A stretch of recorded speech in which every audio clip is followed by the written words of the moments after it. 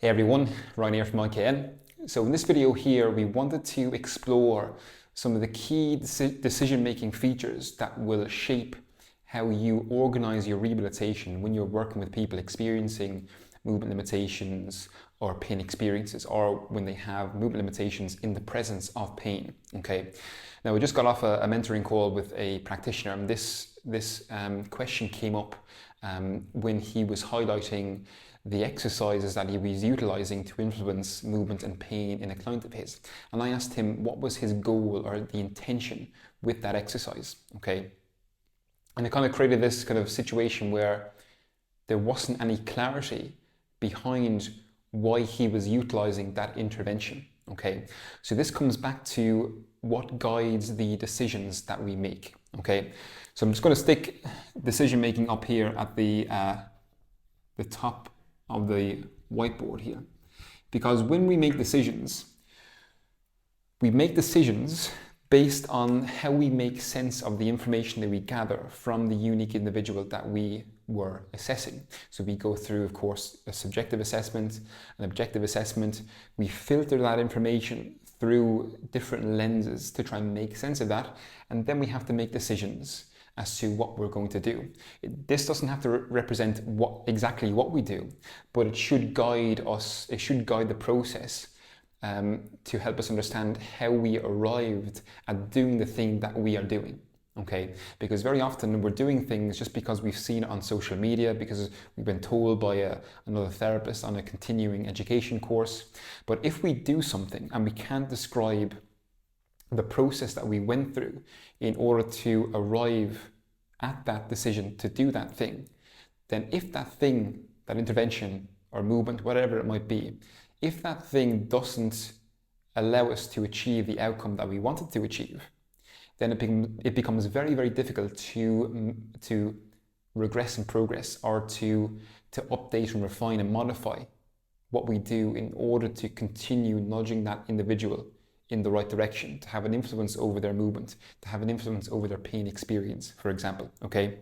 So what this really highlights for us from a decision-making standpoint is, what is your goal, okay?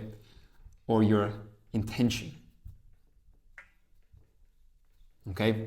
And one of the distinctions that we find helpful to try and make sense of this is to look at things from a physical stress application standpoint. Okay, if you are a rehab practitioner, you are in the business of applying stress, physical stress, to an individual's movement system. You're applying force, you're applying load to their system with the intention of influencing their movement. Okay, so what we can do is we can separate this idea of physical stress application into two different intentions, two different goals.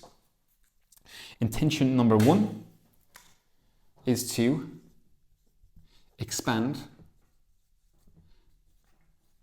range of motion, okay? Intention number two would be to build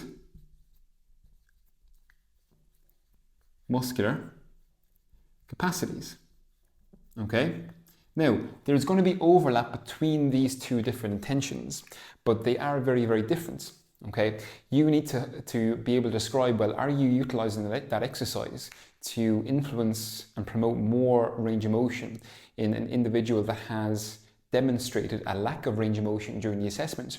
Or is it simply a case where they don't have any range of motion limitations, but they do have a poor capacity to manage and generate forces, okay, which influences or it reduces their ability to engage in tasks that require them to handle and generate forces, okay? This is important because the lenses that you use to guide what you're going to do then will be different with these two different intentions. So we'll kind of outline what these might look like graphically, because I think it's a helpful kind of thought experiment to work through. So if we're trying to expand someone's range of motion at a specific joint, let's use the elbow, for example, and let's say graphically this can be represented by a line here where the barriers are defined by, just for simplicity's sake, we know this is not the case in reality, but let's say the passive range of motion defines the capacity for movement excursion at that joint. So let's say we have the elbow here, this direction is flexion, this direction represents extension, okay? And we have a theoretical neutral here. And we know that active range of motion is going to be less than passive range of motion. So if, for example, someone has a limitation in elbow flexion, let's say they're kind of sitting right here, that's their new passive range of motion. Then we want to go about expanding that range of motion, okay? And that may look very, very different to how we would build muscular capacities. There's, of course, going to be overlap there, because if we're trying to improve elbow flexion, for example, the capacity of the distal tricep, for example, to lengthen, the capacity for the distal bicep to shorten will be very important to afford that ability to flex your elbow. But again, you're not necessarily utilizing exercises, loading strategies with the intention of building those muscular capacities. It may be a component, but the intention is to expand range of motion, okay? Whereas if we're trying to build muscular capacities, a different graphical representation would look something like this, where we have load on this axis and then frequency on this axis. So let's say, for example, we're working with a client who has to engage in activities where they are producing high levels of force, high levels of load at lower frequencies, okay? Something like powerlifting, for example. Where would they sit on this graphical representation here? They may sit around here. Higher load at lower frequency. This is patient number 1, let's say. And then let's say we're working with a runner who wants to return back to running pain-free with no movement limitations. Where would they sit on this graphical representation? Running, for example, would be characterized by lower loads, low to moderate loads, but across longer durations at higher frequencies. They may sit somewhere here. So let's say this is patient number 2. So we're using the task demands, the muscular demands and the joint specific demands of the task to guide what we're going to do from a loading standpoint. So we're loading them with the intention of building muscular capacities to ensure that those capacities match the demands of the task. Now, of course, there may be a limitation in range of motion that is not allowing them to engage in those activities, in which case we would use an intention to expand range of motion. But it would be a different thought process that we utilize there, okay? And why this is important is because the intention that you use, the goal that you have set in your mind when you choose an intervention to utilize will influence how you go about regressing and progressing that exercise. So how you would progress or regress an exercise that is trying to expand range of motion is going to be very, very different to how you progress or regress an exercise where the intention is to build muscular capacities, okay? So we have to see how this fits within the overall process of trying to make decisions and trying to use the unique individual's information, their subjective information, their objective information, the aggravating tasks that they have difficulty with, what tasks reveal those limitations, what tasks bring about that pain experience, what tasks are they trying to work towards, what are their goal tasks.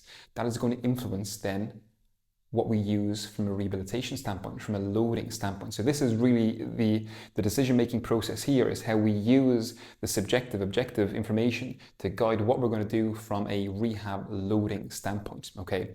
It may seem a bit more kind of theoretical and conceptual, but it is extremely important to have these conceptual models guiding you. Think of this as kind of having a thinking toolbox. Okay, we all know that people want to build their toolbox of techniques and interventions and loading strategies, but what we don't think about is having a thinking toolbox to guide the utility of those interventions. Okay, I always use the example of, if someone was to give me a carpenter's toolbox with all these amazing tools that a carpenter would use to create amazing pieces of furniture, the tools are there, but they're useless to me because I'm not a carpenter, I'm a physiotherapist.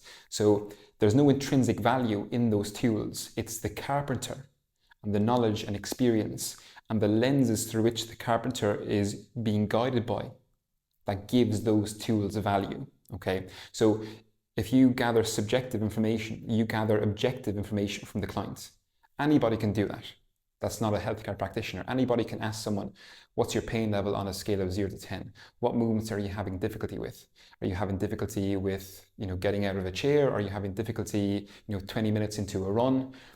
Anybody can gather this information, but it's you, the therapist, that gives that information value. Okay, and that value that you give it will guide what you do from a rehabilitation standpoint. Okay, and that will also guide again how we continue to nudge that individual in a positive direction.